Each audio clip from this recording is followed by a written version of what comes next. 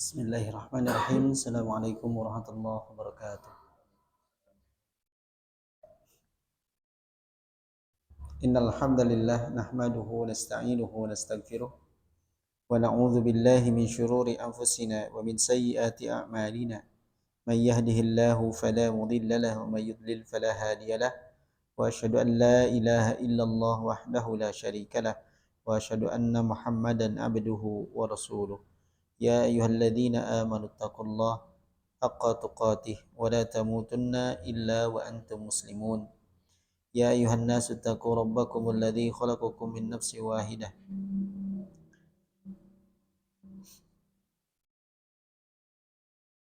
wa khalaqa minha zawjaha wa batha minhuma rijalan katsiran wa nisaa'a wattaqullaha alladzi tasaaluna bihi wal arham innallaha kana 'alaikum raqiba. Ya ayyuhalladzina amanu taqullaha wa qulu qawlan sadida yuslih lakum a'malakum wa yaghfir lakum dhunubakum wa may yuti'illaha wa rasulahu faqad faza fawzan 'azima amma ba'd. Fa inna asdaqal hadits kitabullah wa khairul hadi hadi Muhammadin sallallahu alaihi wasallam wa syarrul umuri muhdatsatuha wa kullu muhdatsatin bid'ah wa kullu bid'atin dhalalah wa kullu dhalalatin finnar. Ikhwah, azani Allah wa iyyakum ajmain. Alhamdulillah, pada malam hari ini kita kembali diberikan taufik dan beragam nikmat serta kemudahan oleh Allah Subhanahu wa taala sehingga kita bisa kembali duduk di majelis ini. Sama-sama kita akan melanjutkan pembahasan kitab Sittatul Usul atau Usul Sittah yang disusun oleh Syekh Muhammad bin Abdul Wahhab rahimahullahu ta'ala. Dan insyaallah pada malam hari ini kita akan masuk kepada pembahasan prinsip yang pertama dari 6 prinsip yang akan kita pelajari di dalam kitab ini.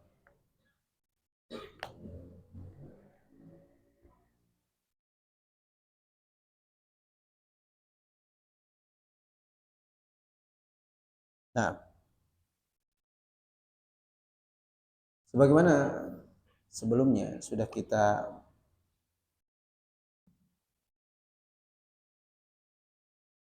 pelajari bahwa kitab ini akan mempelajari 6 prinsip di dalam beragama dan juga membantah kondisi-kondisi faktual yang terjadi di tengah masyarakat berkenaan dengan prinsip tersebut. Bila kita amati di antara prinsip yang paling penting di dalam agama Islam adalah berkaitan erat dengan perintah paling utama terhadap setiap muslim, yaitu untuk mengikhlaskan ibadah hanya untuk Allah Subhanahu wa taala. Karena mengesahkan Allah ini adalah perintah yang paling utama. Oleh karenanya muallif memulai prinsip yang pertama dengan menjelaskan tentang mengikhlaskan agama dan ibadah hanya untuk Allah serta kebalikan dari ikhlas tersebut yaitu kesyirikan. Mu'allif rahimahullahu ta'ala mengatakan, al-aslul awwal, prinsip yang pertama, ikhlasuddin lillahi ta'ala wahdahu la syarikalah, mengesahkan, mengikhlaskan agama hanya untuk Allah Ta'ala semata, tidak ada sekutu baginya.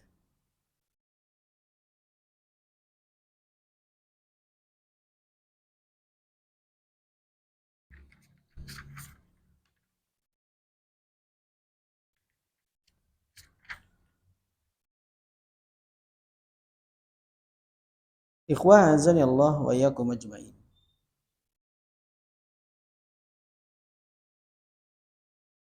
Ini ya berkaitan dengan perkara ikhlas, merupakan pondasi yang paling mendasar di dalam agama kita.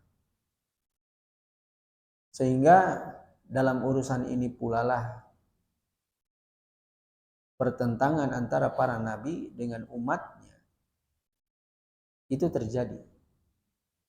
Bagaimana pada kitab sebelumnya kita sudah membahas bahwa jika berkaitan dengan ya, tauhid rububiyah, ya, umat di zaman Rasulullah SAW pun mengakuinya. Mereka sama-sama juga mengakui bahwa tidak ada pencipta selain Allah. Namun ketika yang jadi tolak ukurnya adalah ikhlas di dalam ibadah, maka mereka pun enggan untuk menjawab seruan Rasulullah SAW tersebut. Tidak mau meninggalkan sesembahan mereka. Makanya ketika disebutkan bahwa mengikhlaskan ibadah hanya untuk Allah, ini menjadi pembeda antara seorang muwahhid dengan selainnya. Ketika mereka bersemangat untuk fokus mengikhlaskan ibadah hanya untuk Allah, mengikhlaskan agama hanya untuk Allah, maka mereka adalah orang-orang yang bersemangat menempuh jalan yang dicontohkan oleh Rasulullah Sallallahu Alaihi Wasallam.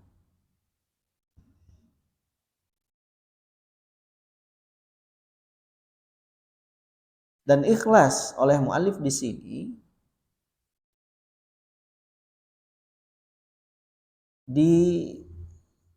dijadikan ungkapan yang semakna dengan tauhid. Ya. Ikhlas itu memang secara bahasa adalah memurnikan ikhlas. Tauhid mengesahkan. Dan ikhlas yang dimaksud adalah ikhlas di dalam ibadah kepada Allah semata, tidak menyekutukannya dengan sesuatu pun. Oleh karenanya Allah Ta'ala berfirman di dalam surah Al-Bayyinah ayat 5, wa ma umiru illa liya'budullaha mukhlishina lahuddin. Dan tidaklah mereka diperintah kecuali agar beribadah kepada Allah semata. Ini perintah untuk ikhlas, hanya beribadah kepada Allah saja. Mukhlishina lahuddin, mengikhlaskan amalan hanya kepadanya. Ya, amalnya ikhlas hanya untuk Allah. Bahkan ya, pada ayat yang sering kita dengar ya, berkaitan dengan tujuan penciptaan kita, itu pun ditafsirkan oleh para ulama adalah agar kita semua mengesahkan Allah Ta'ala di dalam ibadah kepadanya. Wa ma khalaqtul jinna wal insa illa liya'budun. Para ulama mengatakan liya'buduni itu liwahiduni, agar mereka mengesahkanku di dalam ibadah.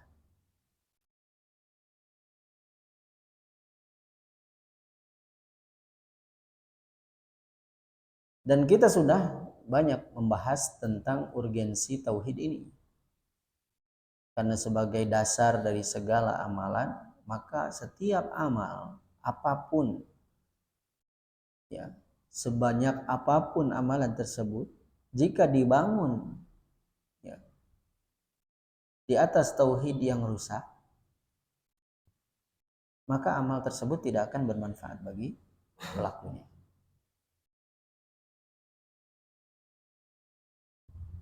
Bahkan banyak dari kita akhirnya berharap agar termasuk orang-orang yang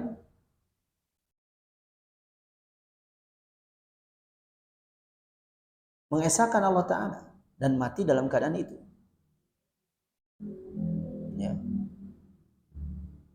Sebagaimana sabda Rasulullah SAW, man qala la ilaha illallah sidqan min qalbihi dakhala al-jannah. Barang siapa yang mengatakan la ilaha illallah, tidak ada sesembahan yang berhak disembah selain Allah, ya, sidqan min qalbihi, jujur dari hatinya. Ini jujur itu artinya sesuai apa yang ia ucapkan dengan apa yang ia lakukan. Hatinya meyakini bahwa tidak ada sesembahan yang berhak disembah selain Allah, dan amalannya pun membuktikan keyakinan tersebut. Ia tidak menyembah kepada selain Allah, hanya beribadah kepada Allah saja. Ya. Dan banyak sekali nas yang menyebutkan bahwa hanya amal orang-orang yang bertauhid saja yang akan bermanfaat bagi mereka.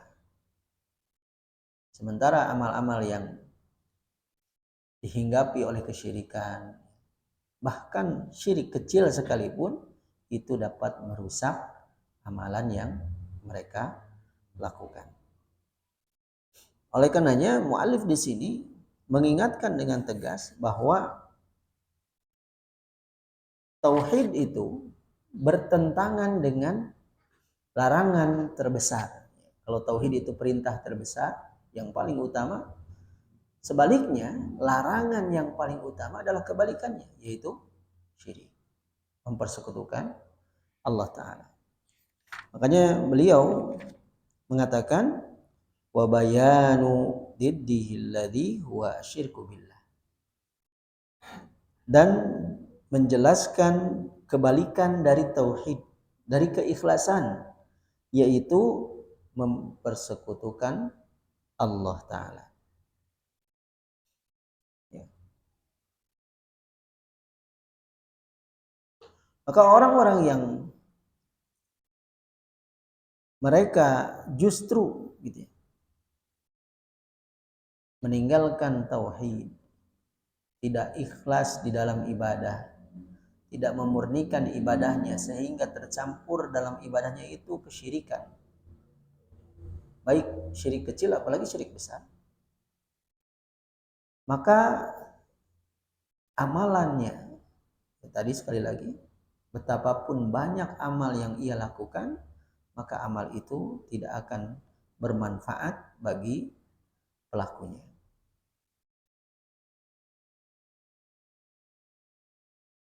Nah, sebagaimana juga kita ketahui bahwa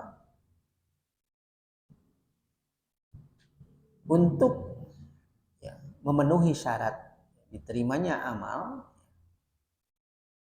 ikhlas ini adalah syarat yang pertama. Ikhlas ini termasuk syarat yang pertama. Makanya di dalam surah Al-Kahfi ayat 110 Allah Ta'ala berfirman, "Faman kana yarju liqa'a rabbih falyamal amalan salihan wa la yusyrik bi ibadati rabbih ahada. Ayat ini merangkum dua syarat yang sering kita dengar untuk agar amalan-amalan kita itu memenuhi syarat untuk diterima oleh Allah Subhanahu wa taala. Yang pertama adalah disebutkan dalam potongan ayat tersebut, falyamal amalan salihan. Hendaklah ia beramal dengan amal salih. Dan suatu amal itu disebut salih apabila ia sesuai dengan petunjuk Rasulullah sallallahu alaihi wasallam. Kemudian wala yusyrik bi ibadati rabbih ahada, di potongan ayat ini adalah syarat yang menunjukkan tauhid atau ikhlas, tidak mempersekutukan Allah dengan sesuatu apapun.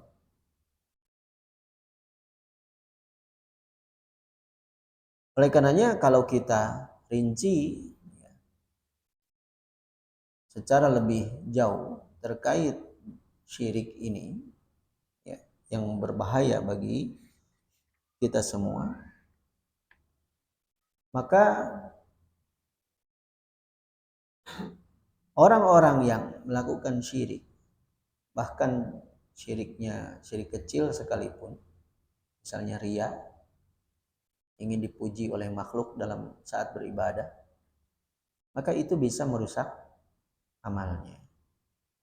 Bahkan amalnya itu jika ia tenang di dalamnya, tidak merasa terganggu dengannya, malah merasa senang, ada dorongan untuk dipuji oleh orang lain, maka itu tentu akan membuat amalannya sia-sia.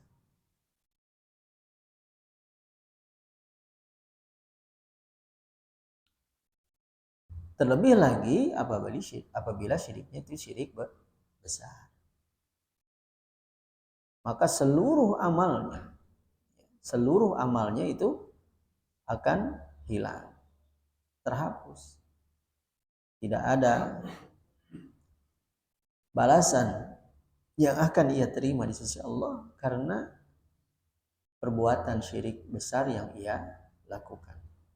Bagaimana firman Allah Ta'ala dalam surah Al-Furqan ayat 23, faqadimna ila ma amilu min amalin faja'alnahu haba'an manthura. Dan kami persaksikan kepada mereka bahwa amalan kebaikan yang mereka amalkan kami jadikan debu-debu yang berterbangan. Hilang ya, karena ia melakukan syirik besar. Makanya perkara syirik ini bukan perkara remeh yang layak untuk kita remehkan. Ini perkara penting, perkara yang mendasar. Bahkan tadi sebutkan hanya beramal karena mengharap pujian saja dari makhluk itu bisa merusak amal tersebut. Apalagi beramal bukan untuk Allah, menyembelih bukan untuk Allah, ya, berdoa bukan kepada Allah, meminta syafaat bukan kepada Allah. Apalagi ibadah-ibadah seperti itu ditujukan kepada selain Allah. Di dalam ayat yang lain di surah Az-Zumar, Allah Ta'ala ayat 65, Allah Ta'ala berfirman, walaqad uhiya ilaika, dan sungguh telah diwahyukan kepadamu, wa ilal ladzina min qablika, dan kepada orang-orang sebelummu, la in asyrakta la yahbatanna amal, jika engkau berbuat syirik niscaya terhapuslah amalmu, wala takunanna minal khasirin, dan tentulah kamu termasuk orang-orang yang merugi. Maka dalil-dalil tersebut mengingatkan kembali kepada kita pentingnya ikhlas di dalam agama ini, di dalam ibadah, dan juga bahaya kesyirikan. Jangan lihat kecilnya, ini syirik kecil, jangan. Syirik kecil pun membahayakan, terlebih lagi syirik besar, ya.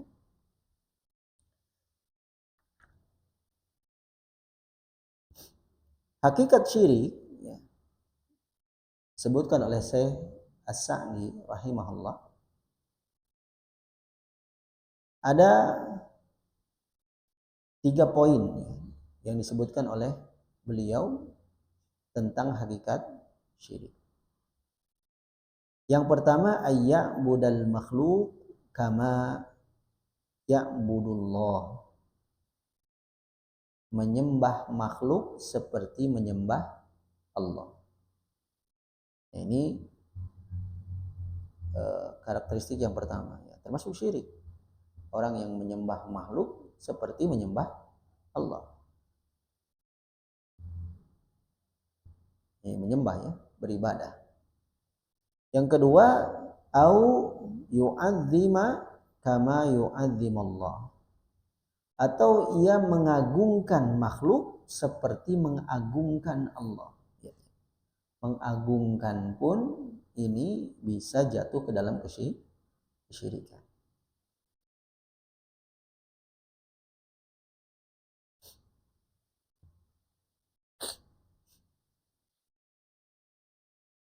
Kemudian yang ketiga adalah au yasrifa lahu naw'un min khasa'isi rububiyyah wal ilahiyyah. Atau memalingkan salah satu kekhususan Allah kepada makhluk. Salah satu kekhususan Allah kepada makhluk dalam rububiyah atau uluhiyah.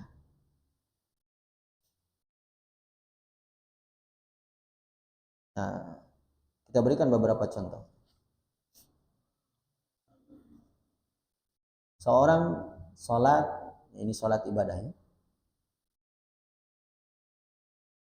kepada berhala, ya, maka ini syirik. Karena sholat itu ibadah. Dan ia beribadah kepada selain Allah seperti ia beribadah kepada Allah. Caranya sama. Bedanya ia melakukannya kepada selain Allah. Ini dalam hal ibadah. Termasuk juga menyembelih. Menyembelih bukan untuk Allah, tidak menyebut nama Allah. Bahkan menyebut nama Allah tapi bukan di tempat-tempat yang disyariatkan atau cara-cara yang disyariatkan. Ya. Untuk penguasa laut, untuk penguasa ya sawah gitu. Pertanian gitu maksudnya. Ini terjadi. Kemudian ada juga dalam hal pengagungan, ya contohnya sama seperti sikap gulu. Seperti sikap gulu yang terjadi pada para pemuka agama. Maka hati-hati juga terhadap sikap gulu. Karena gulu ini adalah pintu menuju kesyirikan. Pintunya ya. Awalnya memang belum. Nah, gulu itu bersikap berlebih-lebihan. Ya.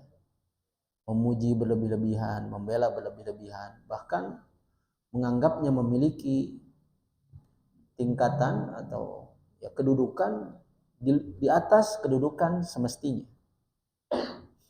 Ini terjadi. Seorang mengagungkan kiai misalnya, sujud kepadanya, bentuk pengagungan katanya. Bahkan meyakini bahwa ia itu memiliki kuasa. Ya, sampai seolah-olah kalau tidak melakukan hal tersebut, kawalat gitu, bisa mendatangkan bahaya. Atau yang bahkan terjadi, ya bekas minumnya, ya, bekas makannya, ya, bekas kobokannya, kopinya, gitu. Masih ada setengah lagi, wah masya Allah, perebut. Ini dari mana? Awalnya dari pengagungan. Pengagungan yang berlebihan. Dan ini adalah pintu menuju kesyirikan. Ya, awalnya memang enggak. Memang menghormati guru itu adab. Tapi enggak gitu juga gitu. Ya. Nah, melebihi yang seharusnya lah. Apapun namun di bahasa Sunda. Berlebihan mah jelek. Ya. Ya. Kemudian juga termasuk tadi ya, termasuk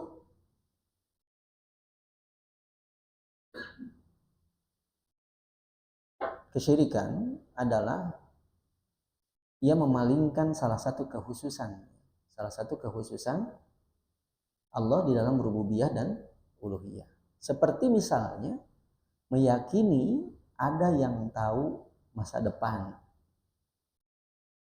Masa depan ini perkara gaib. Ya. Masa depan itu perkara gaib. Jika seorang meyakini fulan itu bisa membaca masa depanmu, tahu, bisa memprediksi, bisa meramalkan kalau kamu itu cocoknya kerjanya di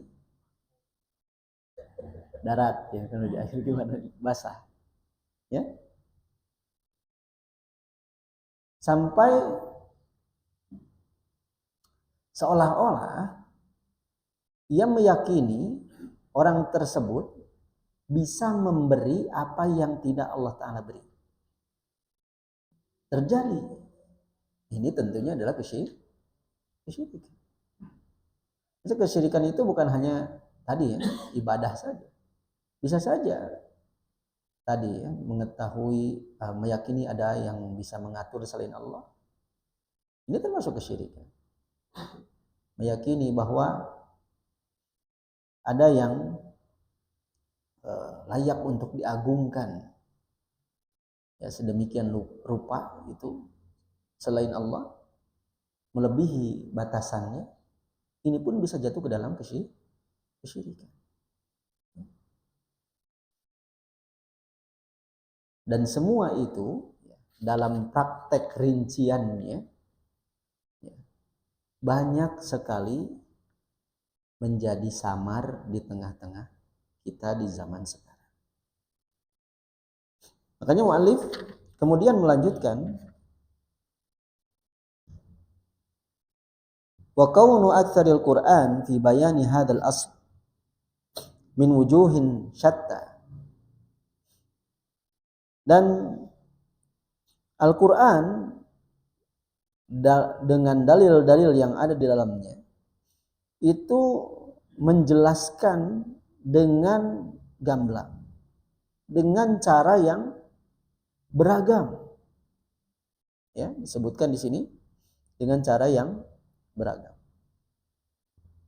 Min wujuhin syatta, dari berbagai sisi. Ini sudah dijelaskan di dalam Al-Qur'an. Perintah untuk tauhid, larangan untuk syirik, itu semua yang dijelaskan. Perintah untuk berdoanya kepada Allah, ya, jangan meminta kepada selain Allah, itu dijelaskan. Ya. Bikalamin yafhamuhu abladul ama, dengan ucapan, dengan ungkapan yang bisa dipahami bahkan oleh orang awam yang paling bodoh sekalipun. Sampai diungkapkan dengan abladul ama, orang awam yang paling bodoh pun paham kalau berbuat syirik itu dilarang. Ibadah itu mesti ikhlas. Paham. Maksud ikhlas adalah hanya mengharapkan wajah Allah Ta'ala, hanya mengharapkan balasan darinya, tidak meminta kepada selain Allah. Orang awam pun paham, bahkan ditegaskan lebih lagi. Bukan hanya orang awam yang paling bodoh pun paham tentang kondisi ini. Tentang perintah untuk ikhlas, larangan untuk berbuat syirik. Paham. Kemarin juga sama ya, di bagian mukaddimah dijelaskan demikian. Orang awam juga paham. Tapi aneh. Ada yang aneh. Ternyata yang menentang perkara ini justru bukan orang-orang awam. Disebutkan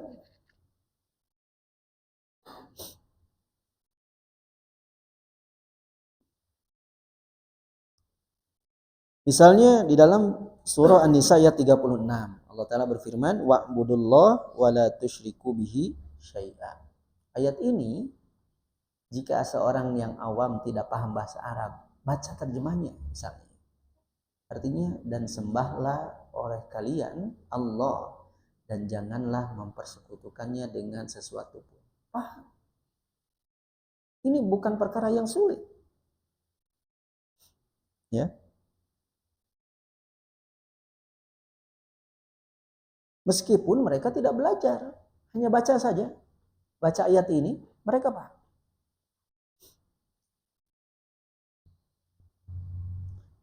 Ini baru satu ayat.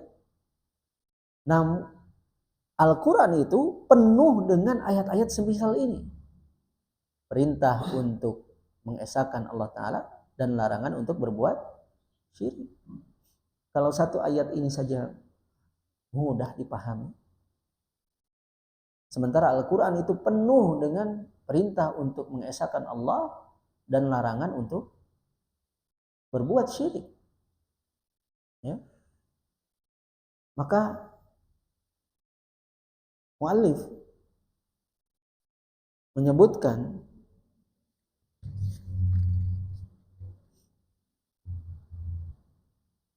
kondisi faktual yang terjadi ketika teori ini, katakanlah ya, kalau ini masih disebut teori. Teori ini mudah dipahami, bahkan oleh orang awam sekalipun. Namun secara faktanya, ilmu dan kebenaran ini tidak serta-merta bisa diterima oleh mereka. Dan tentu saja ini berkaitan dengan taufik dari Allah Subhanahu wa Ta'ala. Justru orang-orang yang mati-matian menolak ini adalah justru orang-orang yang berilmu. Orang-orang yang berilmu, memiliki ilmu, bukan orang awam. Mereka orang-orang yang paham bahasa Arab, bahkan mempelajari agama di lembaga-lembaga pendidikan formal maupun non formal.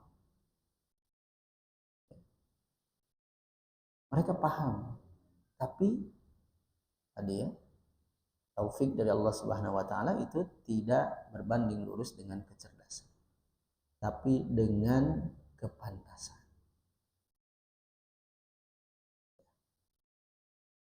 Tsumma lamma sara ala aktsaril ummah ma sara adhara lahum syaitan al-ikhlasa fi surati tanaqqusis salihin wa taqsiri fi hukukihim. Kemudian dalam prakteknya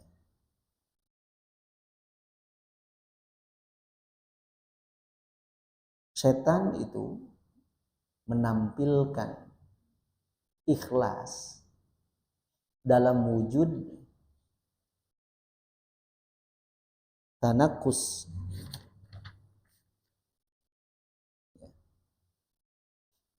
meremehkan, menghinakan, menganggap kurang orang-orang saleh, wa taqsir fi hukukihim, dan juga meremehkan hak-hak mereka.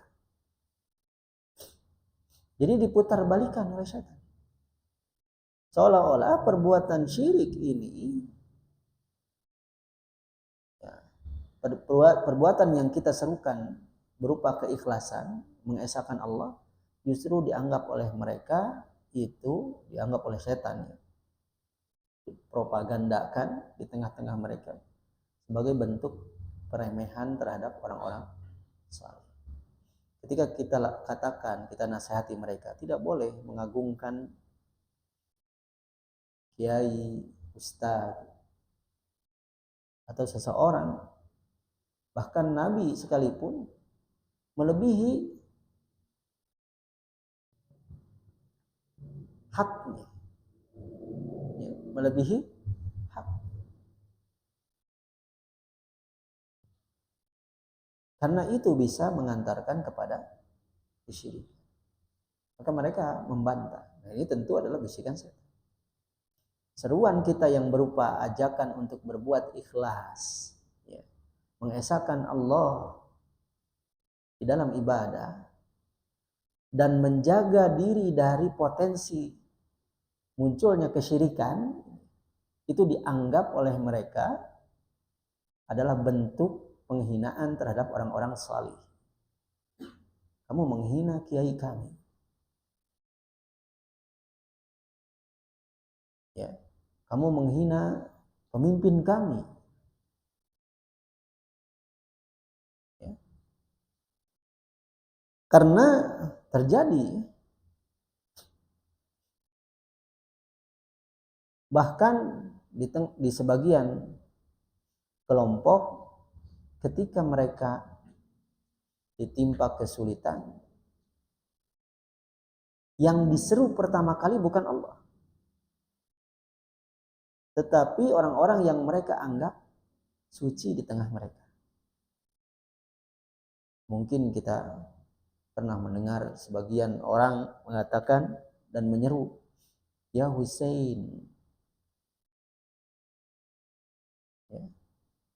ya Abdul Qadir, ya.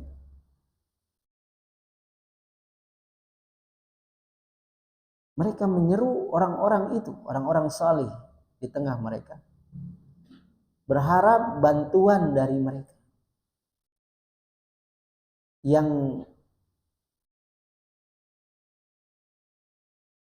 oleh kita, ya, disampaikan kepada mereka itu, ya, termasuk perbuatan kesyirikan. Ketika menyeru selain Allah, berdoa kepada selain Allah. Tapi mereka sampaikan, mereka bantah, kamu menghina pemimpin kami, orang-orang suci di tengah kami. Ini yang terjadi di tengah-tengah kita sekarang.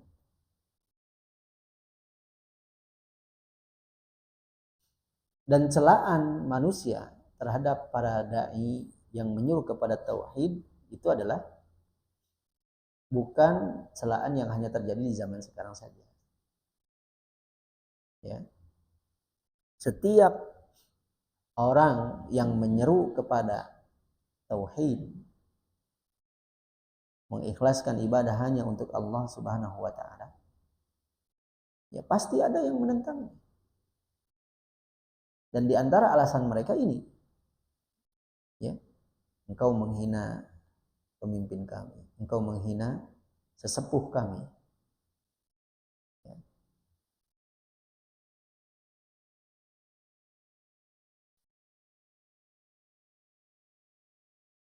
Makanya ketika kita bertanya kepada salah seorang di antara mereka misalnya, apa yang kalian pahami tentang makna la ilaha illallah? Misalnya kita tanyakan kepada orang-orang yang berpemahaman seperti itu. Apa yang kalian pahami tentang makna la ilaha illallah? Tentang kalimat tauhid. Bisa jadi akar permasalahannya adalah kesalahpahaman mereka dalam memahami kalimat tauhid ini. Jangan-jangan pemahaman mereka itu berhenti pada rububiyah saja. Mereka tidak tahu bahwa mengangkat perantara pun termasuk kesyirikan.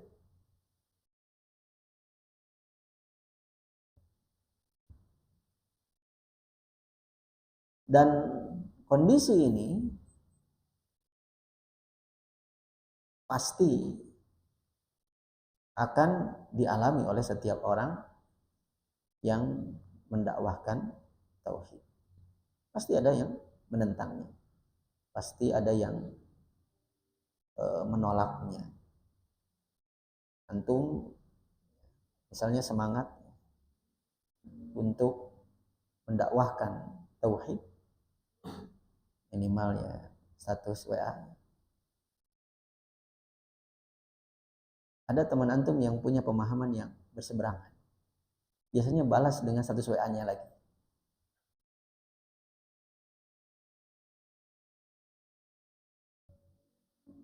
Dan ternyata benar. Pemahaman yang menyimpang ini awalnya dari salah paham tentang makna la ilaha illallah. Bahwa makna tauhid itu menurut mereka, selama masih beribadah kepada Allah, masih mengakui bahwa Allah Ta'ala Tuhannya, penciptanya, yang memilikinya, caranya mah gimana? Bahkan sempat ya, yang penting mah niatnya. Ya, niatnya ibadah. Tapi di pinggir kuburan. Tapi ada ibadahnya mah ke Allah. Iya. Tapi jangan di sana. Karena tidak sesuai dengan tuntunan syariat Allah. Lalu syariat siapa yang diikuti jika melakukan hal seperti itu? Maka ucapan-ucapan mereka seperti, engkau merendahkan orang-orang saleh, engkau merendahkan para wali. Harusnya mereka kita muliakan, harusnya mereka kita hormati. Ya. Ini bantahan-bantahan yang terjadi, ya, yang diucapkan oleh mereka. Ketika kita menjelaskan kepada mereka pentingnya ikhlas, bahaya kesyirikan. Jangan ngobrol ke kami. Kami mah sudah muslim. Ngajar tauhid mah kepada orang-orang yang belum Islam. Dan ternyata memang Islam itu apa? Al-istislamu lillah bitauhid.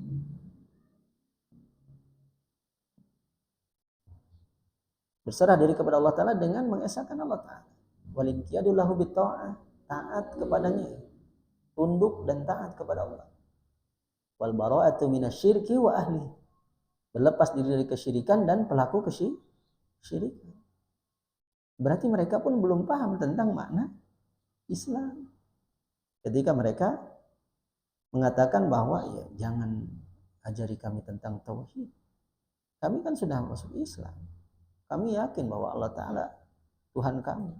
Tapi kenapa masih berdoa kepada selain Allah? Kenapa masih menyeru makhluk saat engkau dalam kesulitan? Seolah-olah makhluk itu bisa memberikan apa yang tidak Allah Ta'ala berikan. Seolah mereka memiliki kekuasaan untuk membantu memberikan manfaat atau mencegah madarat dari.